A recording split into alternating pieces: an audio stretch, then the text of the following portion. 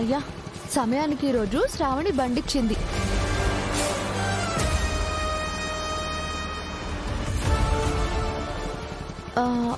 అవును, నేను కోర్టులో కనిపిస్తే నేను తన కోసమే వచ్చాననుకుంటారేమో.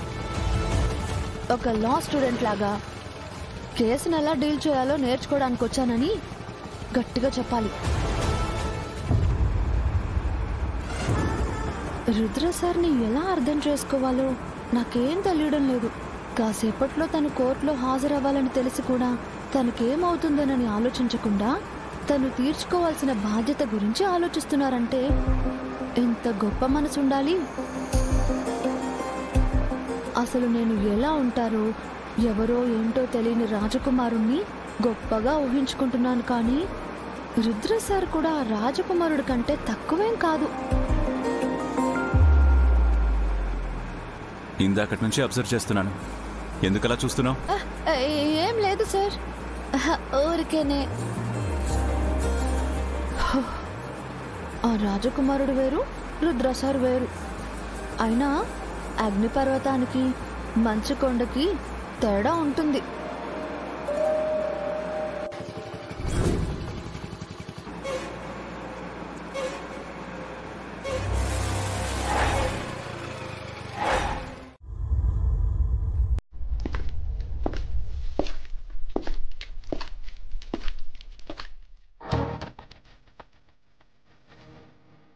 Hey, coming.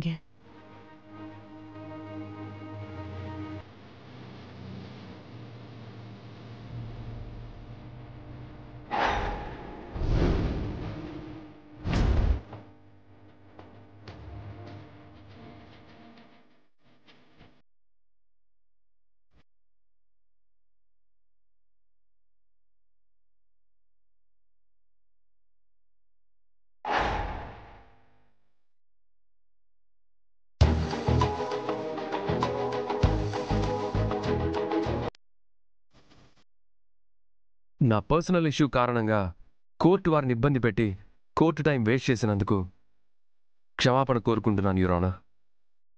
Your honour, personal ప్రాబ్లమ్స్ని ప్రొఫెషనల్ ప్రాబ్లమ్స్గా మార్చేసిన యంగ్ లాయర్ గారు క్లయింట్ ప్రాబ్లమ్స్ని ఎలా డీల్ చేస్తారో తెలియడం లేదు. అనవసరమైన వాదనలకు చోటివ్వకుండా త్వరగా తీర్పును వెల్లడించాల్సిందిగా కోర్టు వారిని కోరుతున్నాను యువర్ ఆనర్. ఇరు వర్గాల వాదన వినకుండా తీర్పును వెల్లడించమంటారా? Objection overruled. Defence proceed. Thank you your honour.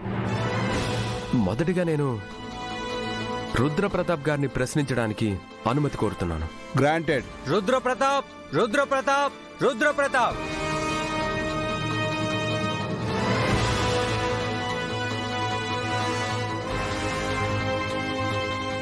మీరే మీ తమ్ముడిని చంపేశారనే నింద మీ మీద పడింది కదా, మరి ఎందుకు మీరెప్పుడు మీ తప్పు లేదని నిరూపించుకునే ప్రయత్నం చేయలేదు? ఇప్పటి వరకు భాను మరణాన్ని నేను యాక్సెప్ట్ చేయలేకపోతున్నాను.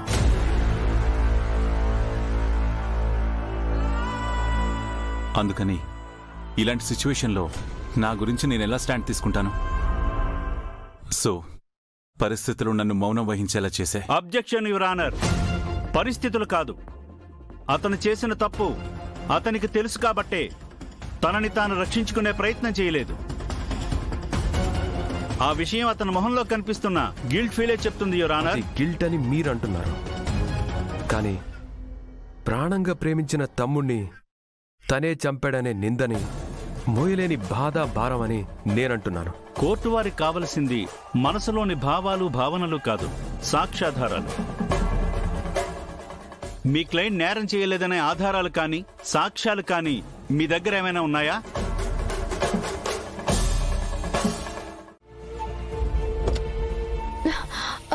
త్వరగా పదండి రుద్ర గారు, నా వల్ల మీకు లేట్ అయిపోయింది. కోర్టులో ఆర్గ్యుమెంట్ మొదలైపోయి ఉంటుంది. కంగారు పడకమ్మాయి, బ్రదర్కి ఏమీ కాదు. బ్రదరా? అదే బ్రదర్ అంటే ప్రేమ్ బ్రదర్. తనుండగా నాకు అసలు భయమే లేదు. కేసు నేనే గెలుస్తాను అంటున్నాను. గెలవాలంటే ముందు మీరు కోర్టులో ఉండాలి కదండి. ఉన్నాను కదా.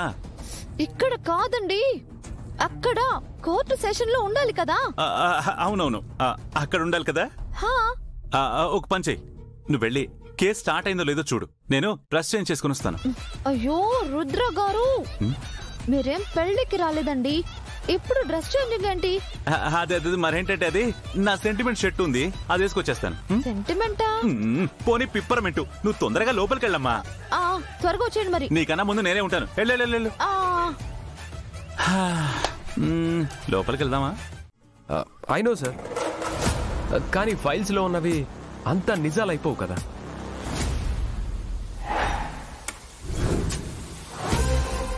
కొన్ని నిజాల్ని బయటికి రప్పించాలంటే కొన్ని ప్రశ్నలు వేయక తప్పదు. Objection over ruled. Sorry your honour. మీరు చెప్పండి, రుద్రప్రతాప్ భానుని వాంటెడ్గా చంపాడని మీరెలా చెప్తున్నారు? వాంటెడ్గా చంపడం అంటే మా ఉద్దేశంలో ఆవేశంలో చంపేశాడని సార్. ఆవేశంలో చేసేది పొరపాటు అవుతుంది, కానీ కావాలని చేసింది కాదుగా.